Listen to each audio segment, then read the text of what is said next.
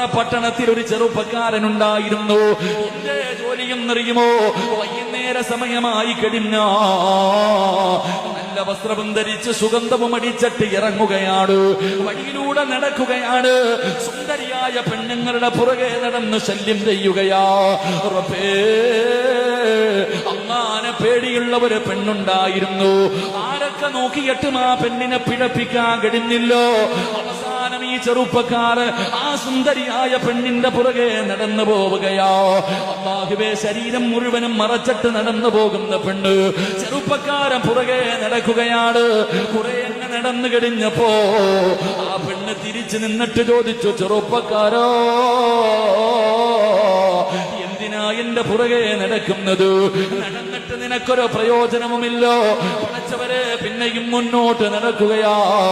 അവസാനം ആ ചെറുപ്പക്കാരൻ വിടില്ല എന്ന് മനസ്സിലായപ്പോ അല്ലാഹുവിനെ പേടിയുള്ള ശരീരം മുഴുവനും മറച്ച പെണ്ണ് ചോദിക്കുന്നു, ചെറുപ്പക്കാരോ,